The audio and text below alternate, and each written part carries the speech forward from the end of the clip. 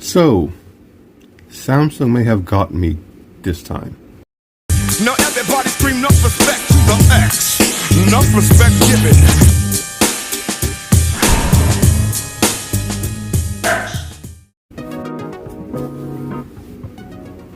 What's up, YouTube? It's NG, the Neon X, and I'm back.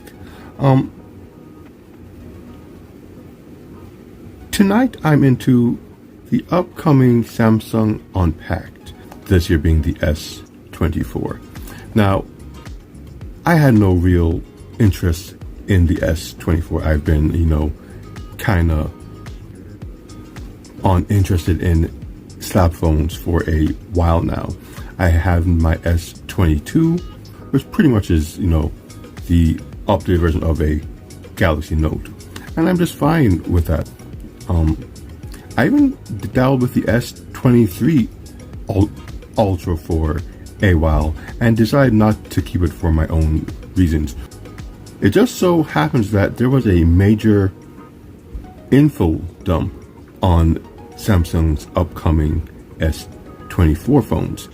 And though most of it was to be expected, talk about the chipset and the camera and so on, there was one particular element of the S24 Ultra that caught my eye, and I have to tell you, I just might be trading in my S22 Ultra for that device.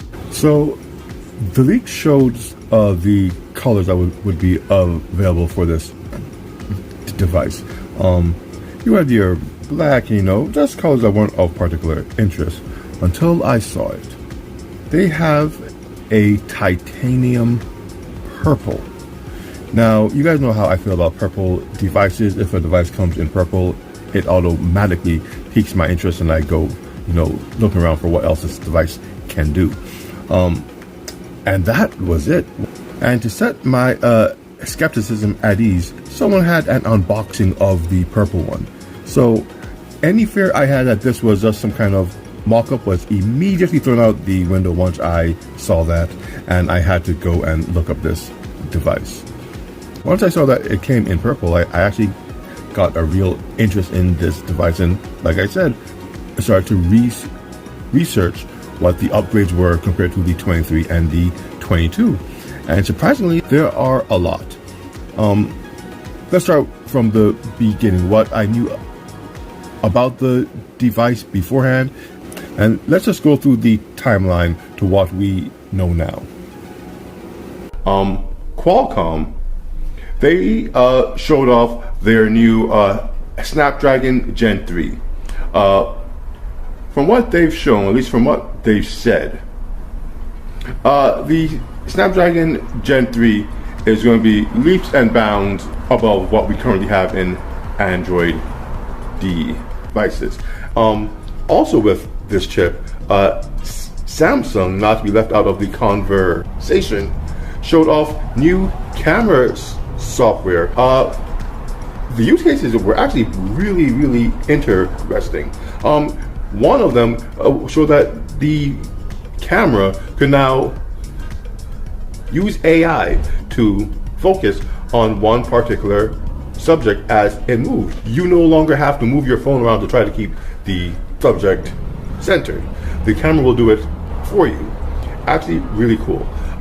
They also showed how you could record both full video and zoomed in video simultaneously. Another really cool feature. So you could be doing whatever you're doing, let's say on your vlog. In the scenario they had, was someone cooking, and you could zoom in or have a separate video of it zoomed in on whatever you are doing, so they have a more in-depth view of what you are doing while the actual scene is still going, kind of framing the zoomed in shot. It looks really well, and I can see how, at least me personally, could actually use that a lot for my tech vlogs and all of that. So the next aspect that Samsung began to promote was Galaxy AI. Now, I'm not exactly sure what this entails. I can only assume it's probably something along the lines of what Google has for their Pixel phones, where AI is so integrated into the OS that every aspect of the device has some kind of AI use, or some way to use AI to make your use of the phone that much better. There's a video of it, and they don't tell you much, but they kind of hint at what you might be able to do with Galaxy AI. So it's another big thing to look forward to. I know that in some of the promotional material that they've shown, they're showing you how their Galaxy AI can be used to help with text conversations, whether you want it to be more casual or business-like. If you've used messaging from Google before, that's built in there, and it actually works pretty well. Of course, there's the camera aspect that we just talked about, but I'm sure that Samsung has found a way to make even other aspects of the device AI accessible.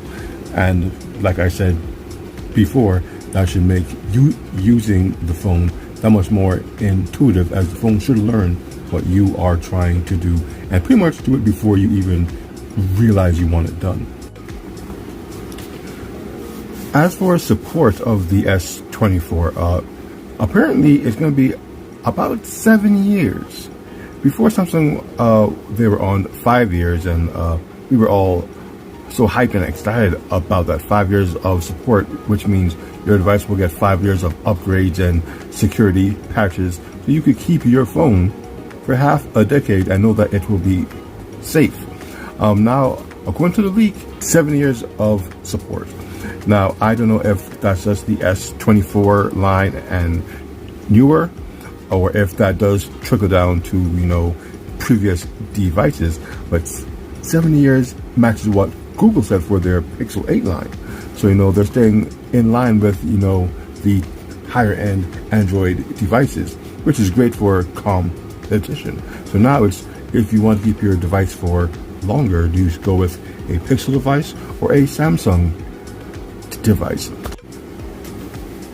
As far as the pricing for the S24 line goes, there is nothing set in stone just yet.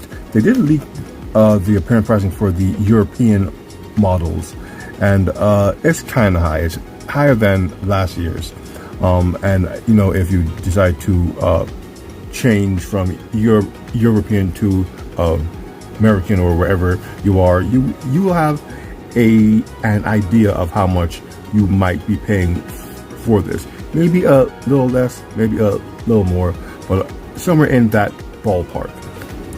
Now, I'm sure there's so much more to talk about with this device when it's finally officially unveiled January 17th at Samsung Unpacked. But until then, I'll leave you guys with some specs that I found, some more images that I found, and we can just hope together that this device is all it's cracked up to be, especially the fact that it comes in purple.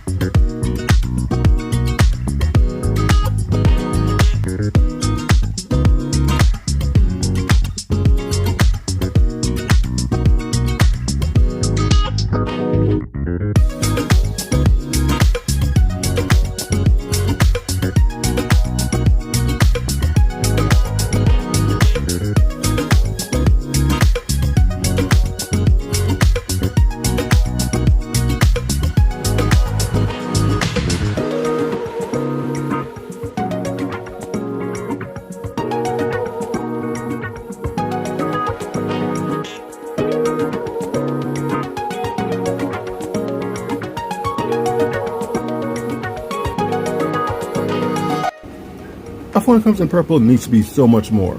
So let's hope together, and let's see what happens once Samsung Unpacked is upon us.